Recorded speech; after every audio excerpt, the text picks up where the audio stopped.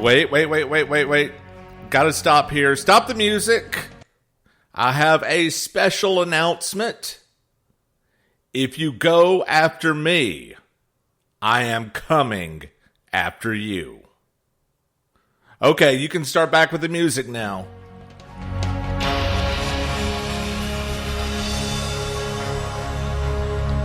It is Monday, August the 7th. In the year of our ridiculousness, 2023.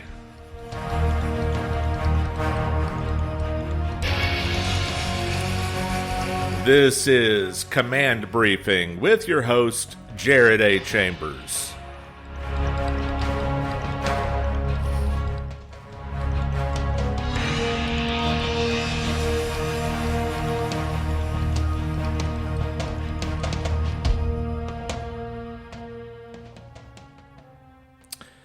Welcome to the Monday show, folks. It's your host, Jared A. Chambers. Again, this is Command Briefing. If you don't already, follow me on Twitter at C4CEO. I am here in North Georgia, and we had a round of storms come through this afternoon. Fortunately, the power and everything got back on just in time for the broadcast tonight. I didn't see anything else on the radar coming, so hopefully we'll keep power and internet.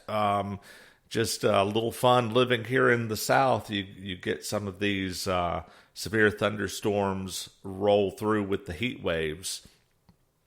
And it has been a hot weekend, not just weather-wise, but everything going on in Washington. And Trump turned up the heat a little bit. Truth Social post. If you go after me, I am coming after you. Boy, what a classic. Trump has had this special ability in terms of communication that I've always admired, which is to hit two audiences at once, at least two audiences at once, with any given statement. Of course, that Truth Social post got a big reaction out of the prosecution in the January 6th case. Special counsel Jack Smith got really tweaked, immediately went to the judge in D.C. asking for a protective order to be issued before any discovery goes out, basically to shut Trump up. Trump knew this was going to happen. And like he so often does, he put the issue that was inevitable on his terms so that it could be dealt with without getting sandbagged by it. Trump is in the middle of a political campaign. The things that happened during his first term, including January 6th, are going to be part of the campaign trail, and he knows it. Also, Trump, he is given to making bold statements in general, and people have a way of mind reading his statements to mean whatever they want them to mean, and he knows that. He knew at some point he was going to say something that this prosecutor was going to use to try to shut him up. In fact, that is part of what this legal case is. It is to stymie his effort to run for president in the first place. I mean, they have so many ways to win with this, folks. They don't have to get him in prison, although I'm convinced they definitely want to do that, all that and more. But this is to tie his hands, and anything that they can do to further tie his hands, that's what they want to do. Trump knew that was going to happen. He set this issue up to go more on his terms without getting surprised, sandbagged, whatever later. The judge, true to form, not fair, not expected to be fair towards Trump, instead of giving the normal 2 weeks to respond to the motion, had till 5 o'clock today. And I don't know what that filing, what all was included, and I don't know where the judge is going to go with this. But it kind of sets this up as a First Amendment issue. Trump was careful, as he often is. He didn't name anyone specifically. He did it in the midst of a campaign where a lot of people are attacking him. DeSantis is attacking him. His former vice president, Mike Pence, is attacking him. The media attacks him. So, I mean, this was a perfectly fair statement to make. But Trump did, I believe on purpose, leave it ambiguous. Everyone could read into it what they wanted. And now we have a First Amendment issue that needs to be ruled upon. Again, I don't look at all of this stuff from a legal perspective. There's plenty of people out there doing that for you. I think most of that, frankly, is a waste of time because, again, this is highly political. But there are some legal questions that come into play, which is he trying to set up a situation where the Supreme Court would issue some kind of ruling on First Amendment grounds sooner rather than later, just to preserve his ability to run for president? I don't know if that's what he and his lawyers are shooting for or not. I don't even know if that's a possibility or not. But again, most all of these trials at some level are tried in the court of public opinion. And most people, when you stop and think about it, are like, okay, this is to tie his hands. And it's becoming clearer to people. I just was scrolling right before I came on the broadcast here. There's a poll, I believe Breitbart was touting this particular poll, showing that most people do believe that this whole legal situation is to interfere with Trump's ability to run for president. People get it. Again, I think that more people than not, when you force them to really come down on an issue, something that they may have wanted to put to the back burner themselves, hate to see a dogpiling. We talked about that last week, right? I mean, more people than not, if you just see somebody just absolutely getting dogpiled, that's who you root for. They're setting up a funny situation on that.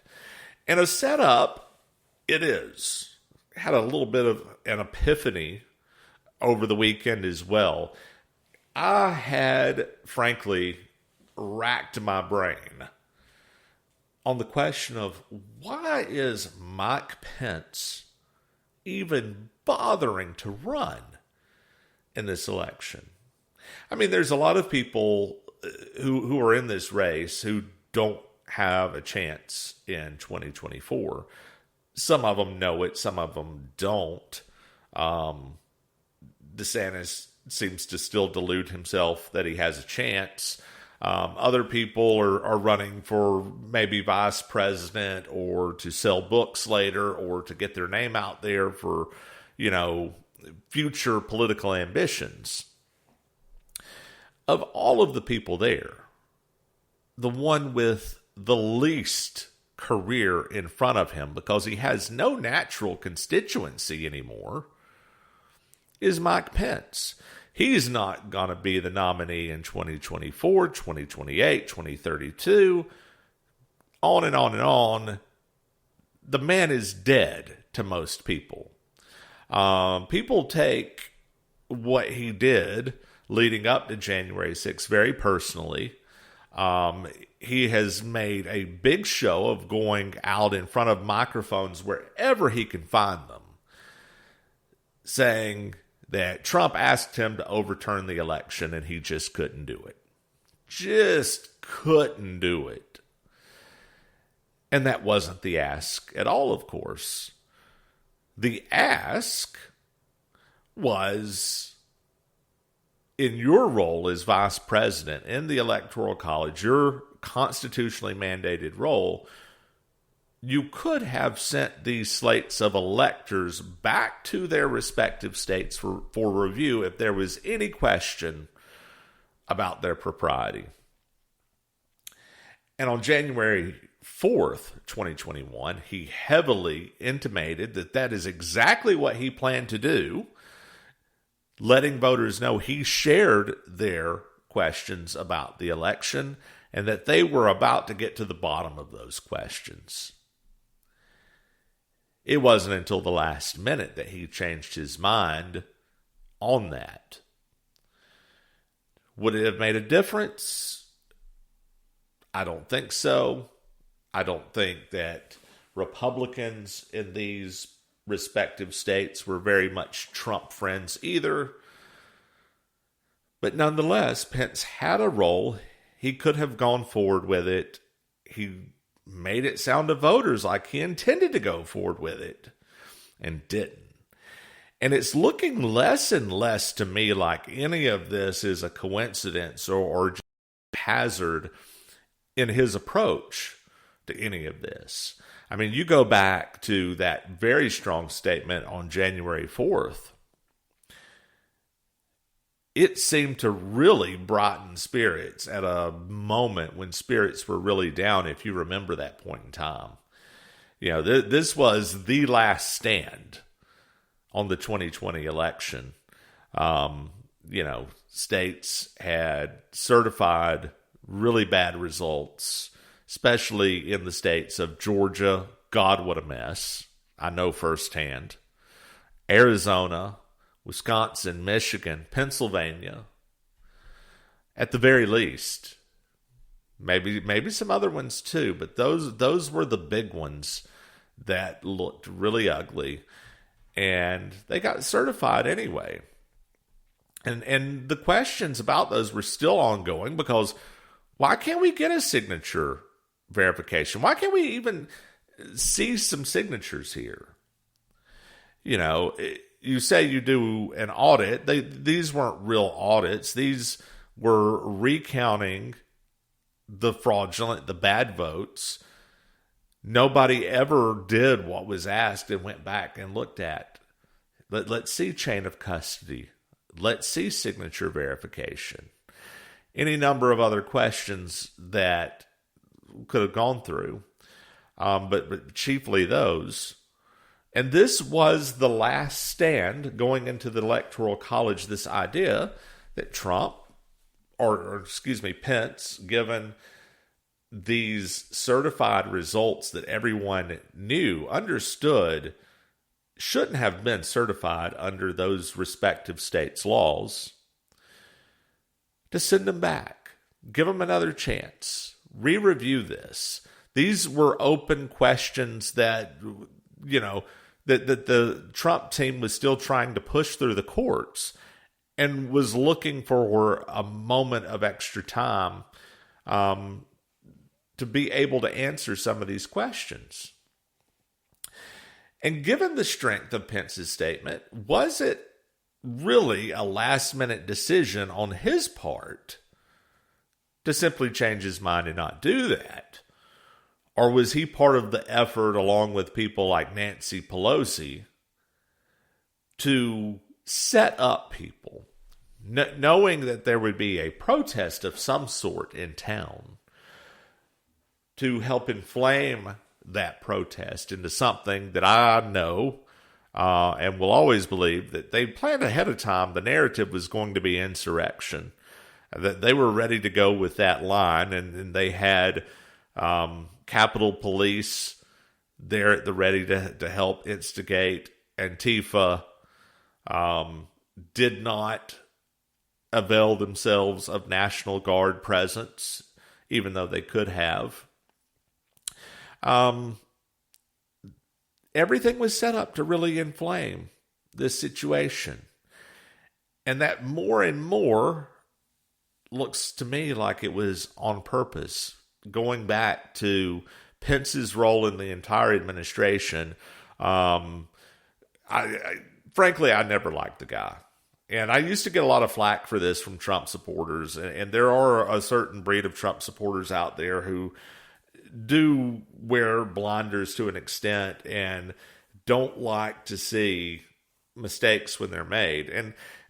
And don't get me wrong, I think this was a mistake that Trump was very much pushed into between a rock and a hard place in choosing Mike Pence to be his running mate, because in 2016, he was trying to avoid shenanigans from the party to screw him over.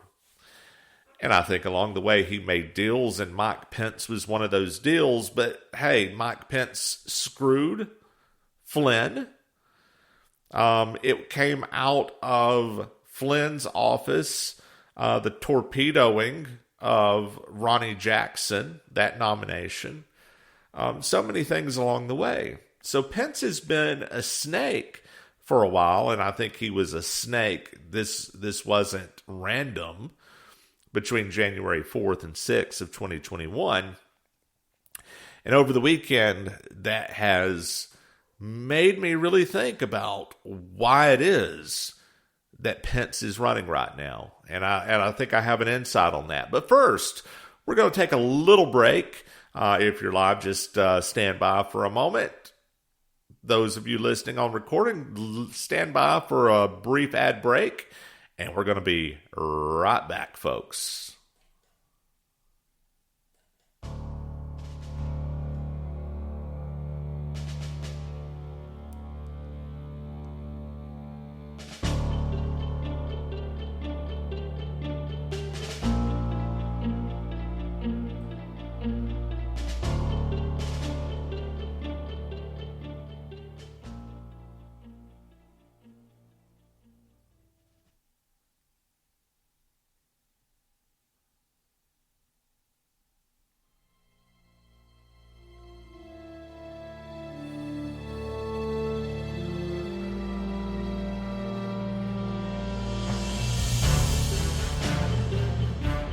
Welcome back. Jared A. Chambers with your Monday Command Briefing.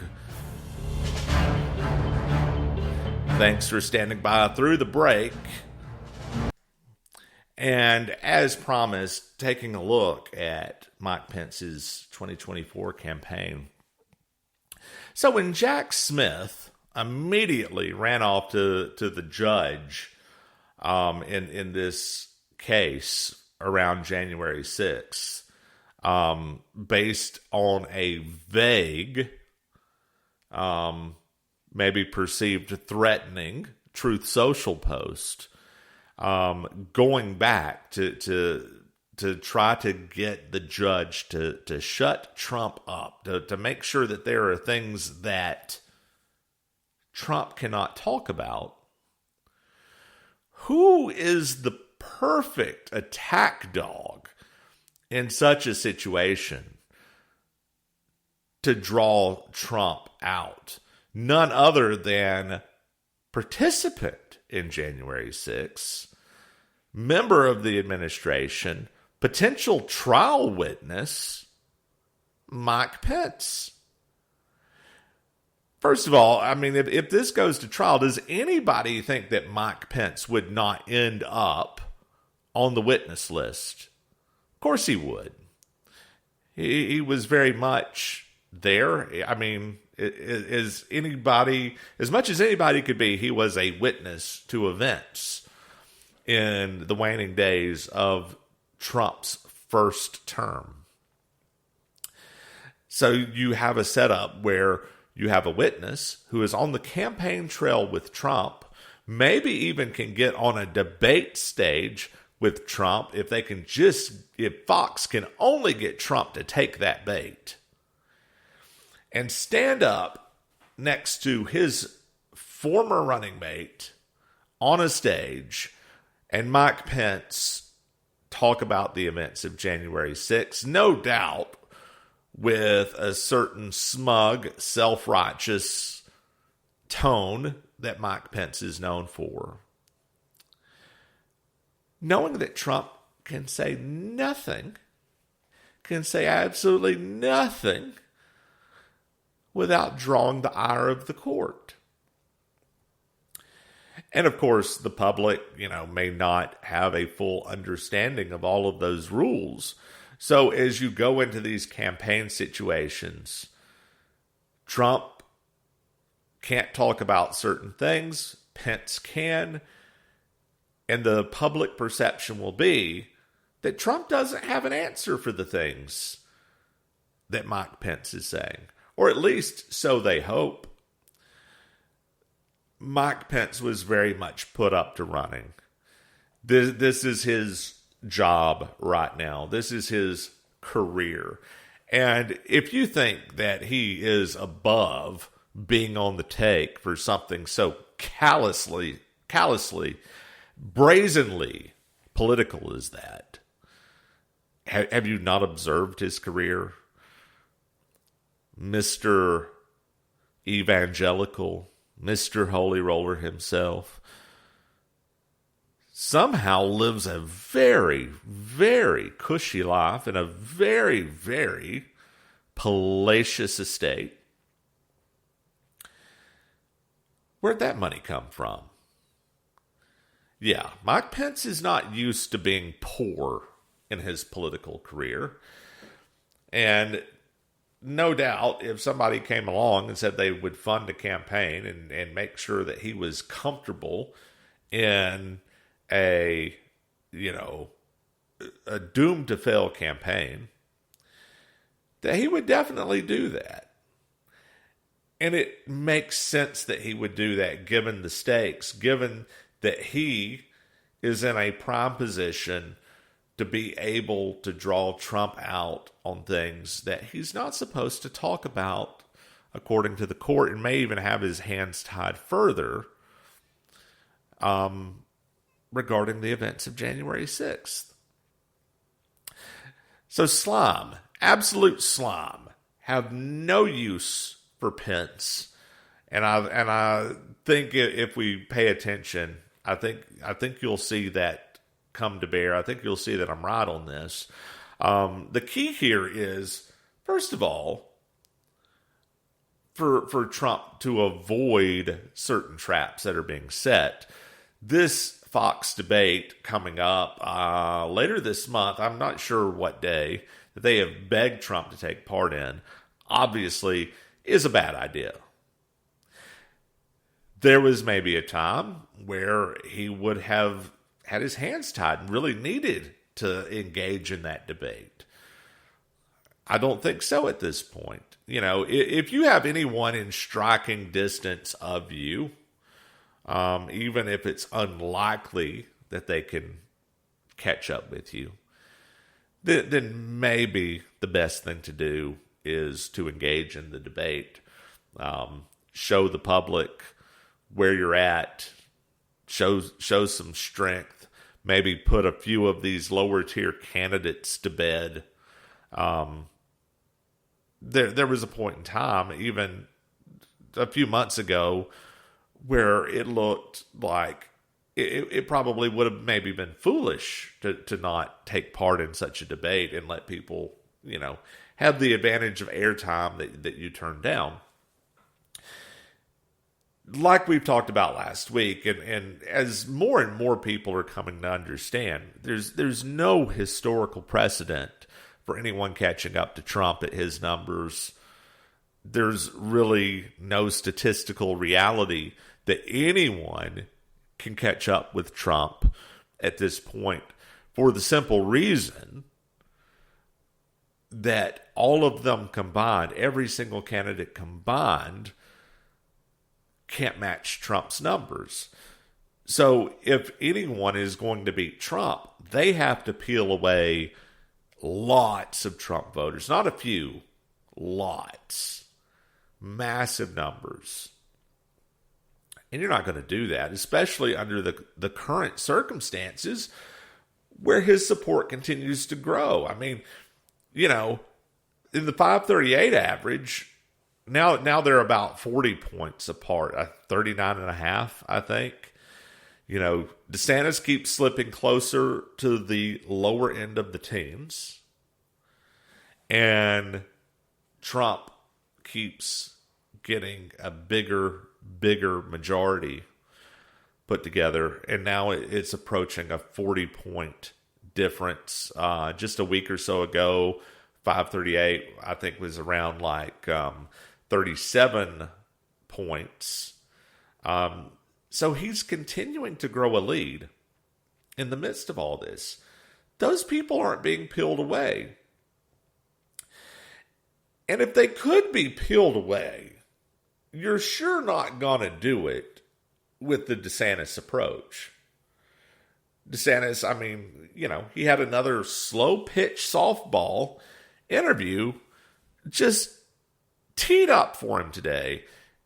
And just like the Ukraine flip-flop, just like the earlier questions about the Mar-a-Lago raid and the earlier indictments, all DeSantis had to do was just pretend to give a damn and be on the side of Republican voters who are very, very vexed with the corruption of the Biden administration and the politicization of the Department of Justice. And once again, Dennis is going to use the opportunity to talk out of both sides of his mouth, talk about this weaponization of the DOJ in his whiny, nasally tone. On one hand, talk about that weaponization, but then in the same breath, justify it. Make it seem like, well, maybe they got a point, and at the very least, this campaign can't waste time talking about it. We have too many other things to talk about. It's the old thing that the old GOP establishment's been telling us for at least 30 years. We have to talk about our vision for America. As if this were a simple policy election. And it's not. This is not an election about who has the better tax package, who has the better entitlement reform package, who has the better crime control package. Because it's our government that they are the criminals, and they are enabling criminals and criminal activity. They've set up a two-tier system of justice. They've set up a two-tier economy. They do well. They enjoy safety. They're secured. You're not. You don't have a border. You don't have security. Jobs, not like we had before. Not with the same labor participation that we had in the past. DeSantis had yet another opportunity to side with the voters and maybe position himself the way it looked like he intended to position himself, the way we were told he was going to position himself, which is Trump, but better. And he just can't really close that deal now. I mean, things have gotten so off track, and Trump is doing so much better with every indictment that comes along, that DeSantis or at least his donors or wife or whoever is steering this ship into the ground, they want to join forces with Biden to kick Trump while he's down. And if that means accepting the narrative of the election being perfectly fair, accepting the idea that Trump should have done more to shut down January 6th, to further the idea that Trump did illegal things, possibly. If not illegal, at least unethical things to try to retain power. Well, then that's just what DeSantis is going to do. I think that is an insane decision. I mean, his comms director came out with this whole reset thing days ago. And in that memo from the comms director on the reset, they said, we're going to pump the brakes, and he misspelled brakes, which was interesting. for a comms director. We're going to pump the brakes on what's not working. And yet they keep doing the same stuff that's not working. So there is nobody that can overtake Trump. It would be a mistake to get up on that debate stage with these naggers picking away, trying to pick, poke, prod, get him to say things that Jack Smith will try to turn around and use against him in court, and thereby further hamper Trump's ability to run, thereby, they think, helping their failing campaigns against Trump. It's disgusting to see so-called Republicans joining in with that and availing themselves of the illicit means that the Biden administration is using to shut down their prime opponent. And that's made it way too convenient for other Republicans to say, hey, as long as it's Biden shutting down my opponent and I'm not directly doing it, well, that's okay, right? I don't think the voters are going to go along with that theory. Very, very ugly stuff. And Trump would be wise to stay away from that August debate, stay away from any sort of debate, but at the same time, find opportunities, get in front of voters, talk about his vision, talk about things that matter to the voters about election integrity and the America First issues that made him in the first place. There'll be lots of better opportunities to do that than stooping down to that debate, getting in the mud, and falling into any traps that Fox, Pence, or DeSantis would like to lay for him on behalf of Biden, Merrick Garland, and Jack Smith. There we go. All right, folks, we're at the half-hour point, so we're going to take another break, and we're going to come back with a few more stories in just a minute. Don't go away.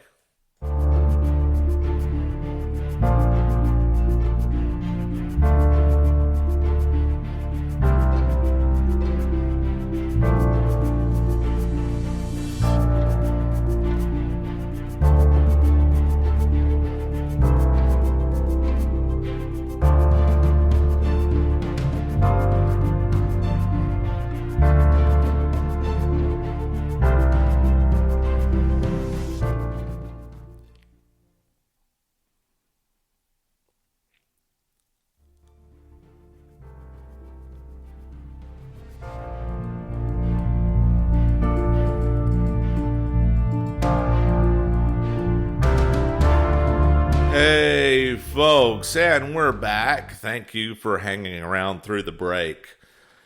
So, one of the questions that continues to come up is, when you're having these debates with so-called conservatives who are still, again, nagging away, they're the naggers out there, nagging away at Trump. And look, I use nagging very specifically here. I'm not talking about criticism of Trump. I've done plenty of that.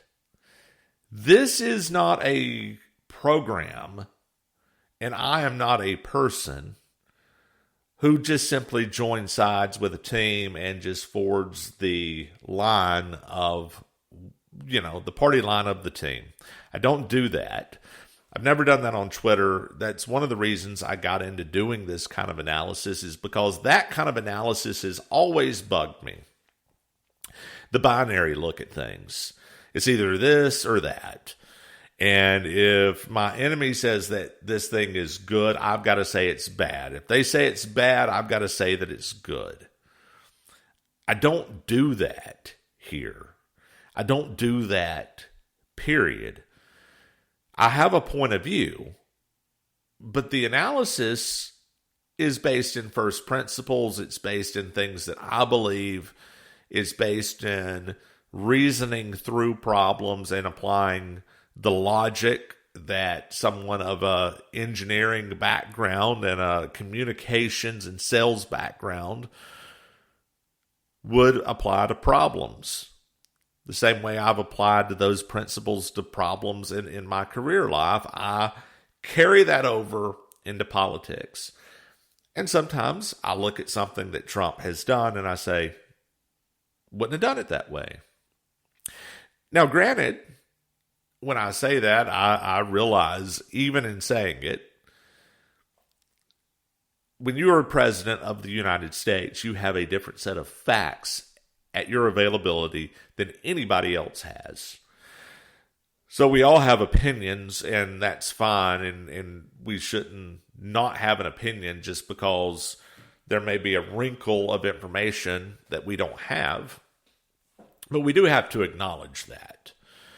It's easier to Monday morning quarterback and make decisions in a vacuum than it is when you are privy to things that other people may not know. And I've always acknowledged that. But at the same time, that doesn't mean that Trump's never made a mistake. He's made plenty of them. Now, some of them are mistakes that a lot of other people would have made too, given the same set of circumstances. I mean, that happens, right? I mean, it's objectively a failure, but also something that, given the same set of information and circumstances, that 99.9% of everyone would have failed in the same way. And then you even have to, maybe what you could call a no-win scenario. Nobody could win. I think in many ways, COVID and everything that happened with COVID in 2020 was exactly that. That was, in fact, a no-win scenario.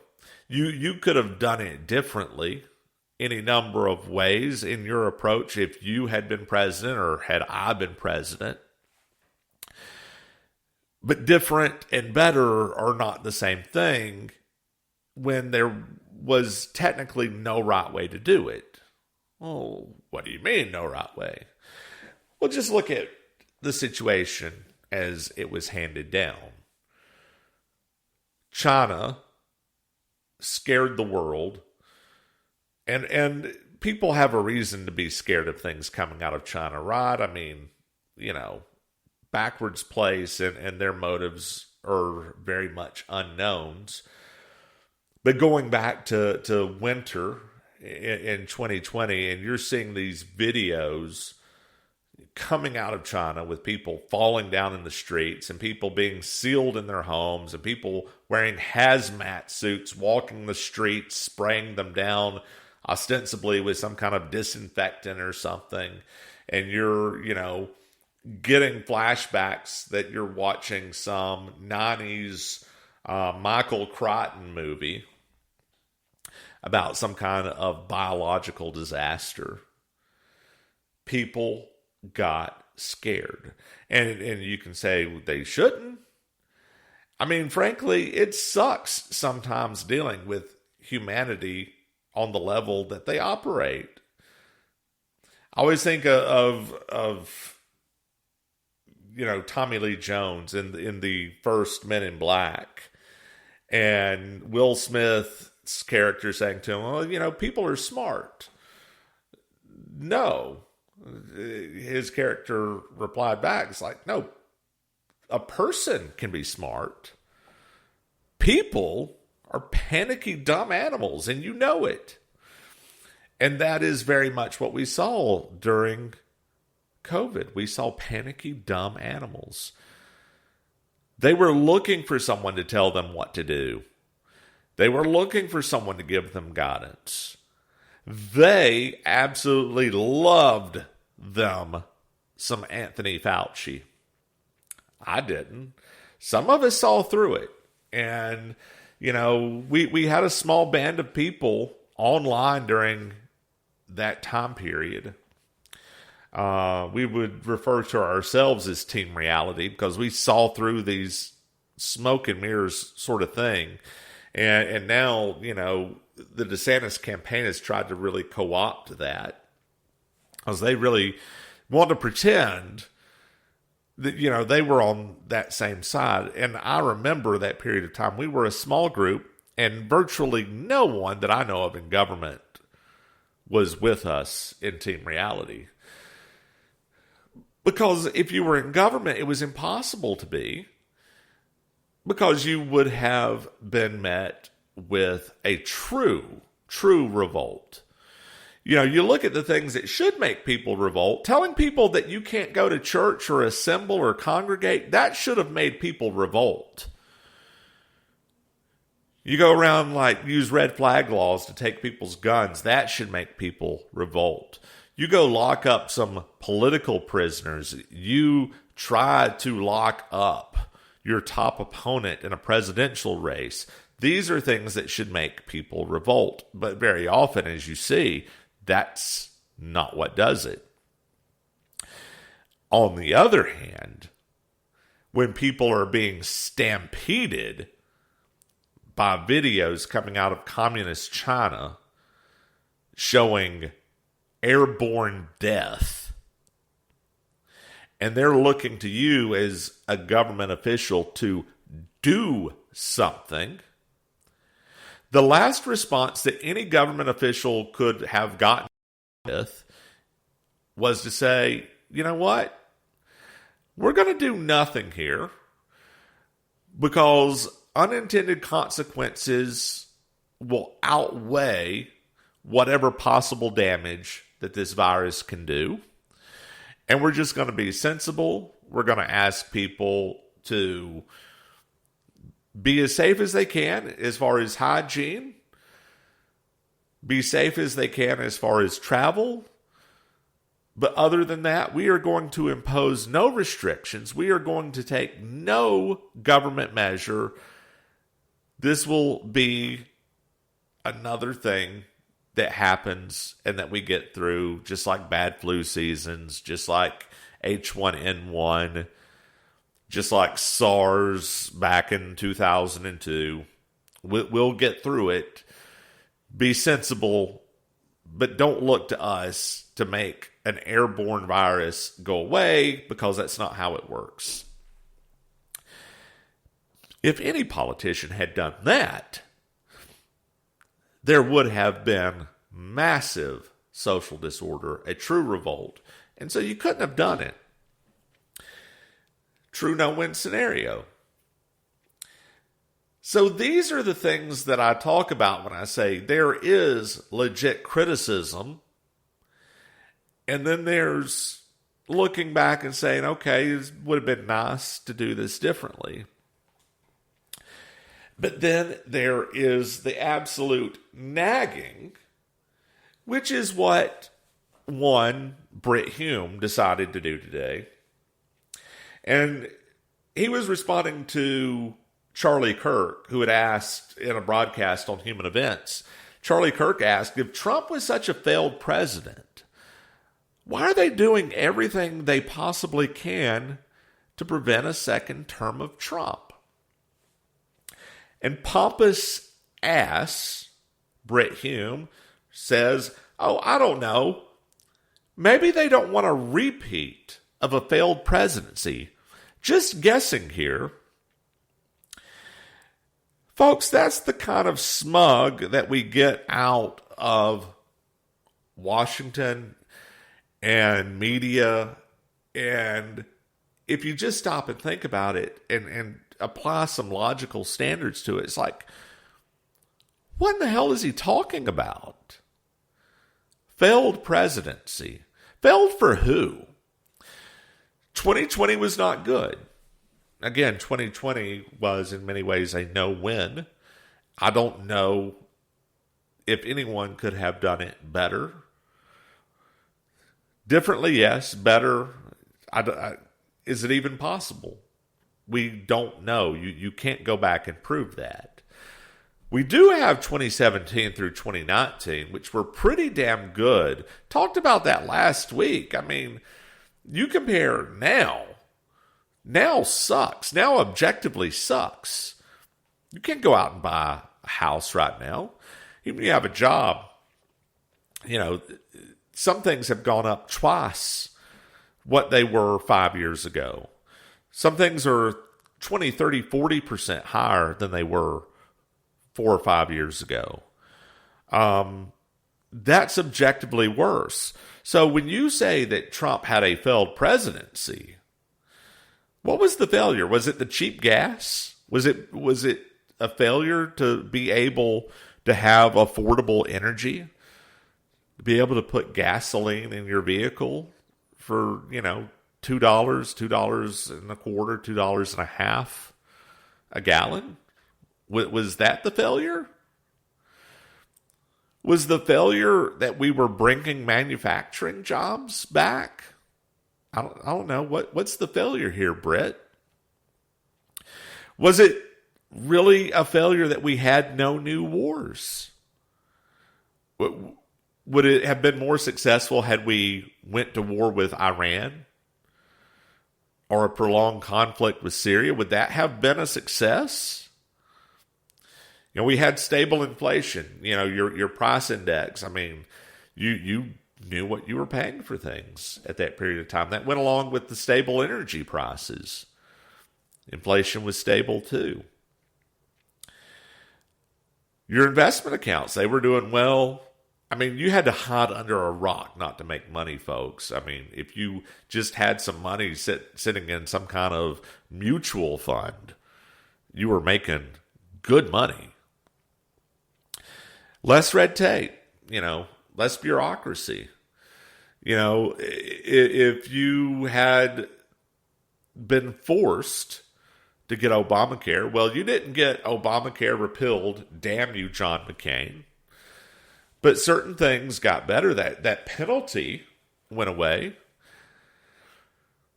There were objective successes in economics, in foreign policy, and immigration.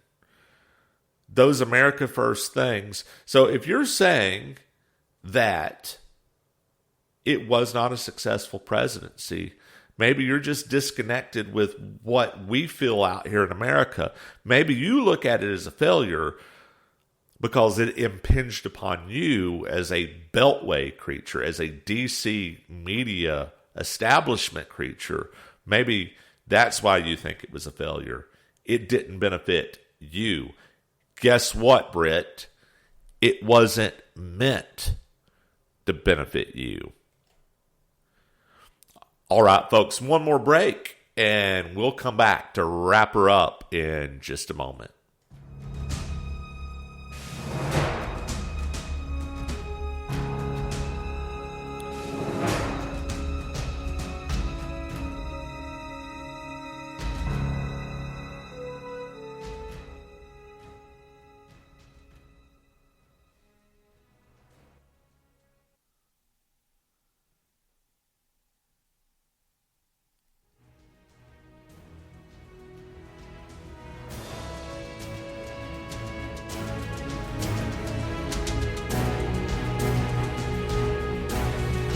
Alrighty, folks.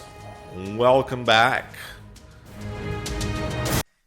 One more segment here, and we'll wrap it up. And as I mentioned, with the storms coming through North Georgia this afternoon, I didn't get a chance to run through some things this afternoon in terms of other news. Did want to hit on a few more stories, though, wrapping up. One of the things, and I saw this just as we were coming into the broadcast this evening, Vivek Ramaswamy has overtaken DeSantis in the predicted market. Yes, by 1 penny. And yes, both still far behind Trump in terms of the question of who wins the nomination. But not a small thing. I mean, when people are applying actual money, their money, there's value in that. I mean, there's some value in polls, but polls aren't perfect. A betting market's not perfect either. You know, I mean, look at this, the stock market. Stock market's not perfect, but capitalism relies on the flow of information. Information comes to investors. Investors signal information by making speculative choices, bets, as it were, on what they believe will happen based on the information that's in front of them. There are now more people willing to bet their money that Ramaswamy could get the nomination over DeSantis. It's just one more signal of the failure that campaign has been. And again, this is all objective terms. I mean, we're not talking about what you want to happen, what you prefer to happen. It's an objective messaging failure. The launch was a failure. The personnel, the spending, everything about it has been a failure. The media strategy, going out for interviews and not having some of these answers better planned to questions that you knew that you were going to get. It's called anticipating and answering objections, folks. Just simply wasn't ready for it. All right, and I'm going to take a look. Just bear with me. I'm going to scroll and see what other news stories that we might want to talk about as we wrap it up.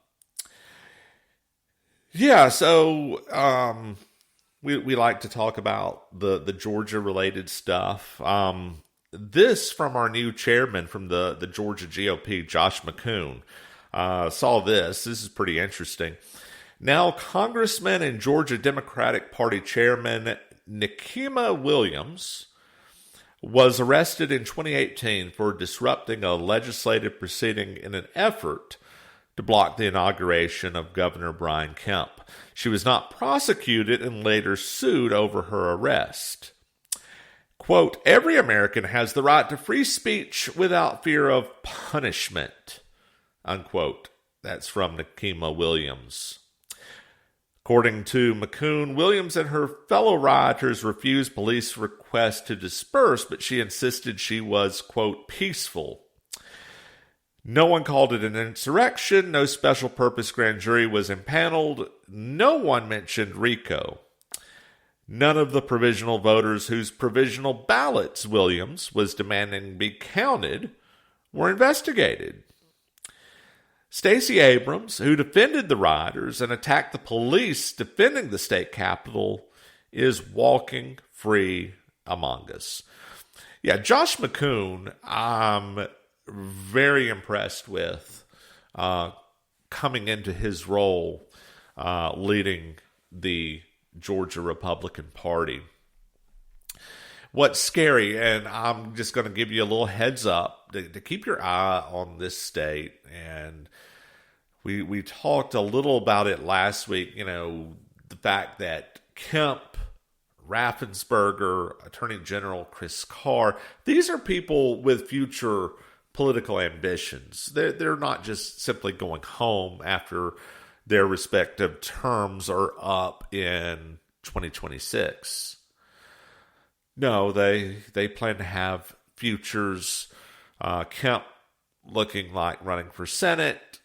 Carr and Raffensperger both maybe with the eyes on the governor's mansion. And so you would expect some degree of, even though there's been some discord, some maybe a realignment with the Georgia Republican Party. Are they going to understand that even though they may not like Trump, they may not like Trump voters, but this state requires that you get turnout of all Republicans, even those icky ones you may not like, to win statewide offices. You just have to have it. Do they get that? And more of the questions looking like no. And it's going to be really interesting to watch Georgia in particular as some of this case unfolds, folks. Here's an open question. And I've seen it asked. I don't have an answer because I think sometimes people can reach too far in assuming things. Does Trump have his ducks in a row to litigate the 2020 election as part of this trial against him? I mean, obviously, it would make sense. He was privy to so many things, and these issues weren't all asked and answered in the 2020 election by the courts. They refused much of it in terms of standing. There's information that's out there that I've seen it with my own eyes that the other side denies happened regarding ballot drops, regarding counting going on behind barriers where observers were not allowed to watch. He could possibly have a lot of stuff ready to go, pull the trigger and fire and really just blow the doors off people's perceptions of the 2020 election. And if he does, these jerks in Georgia, especially Raffensperger, are going to end up with a lot of egg on their face. Raffensperger chiefly, was not for doing what Trump wanted, which is count the legal votes. Not asking you to invent votes. Count the legal votes. Don't count the illegal votes. Raffensperger couldn't do that, and he covered his own rear by insisting Trump made a criminal request of him. Silliness, folks. So keep an eye on Georgia as this goes forward and hope that Trump really has some key information ready to go public during the trial. That would be awesome. That's going to square us away for tonight, folks. We'll let it go at that. We'll come back tomorrow, let you know what's going on. This is Jared A. Chambers with Command Briefing. Find me on Twitter at C4CEO. Thanks for listening.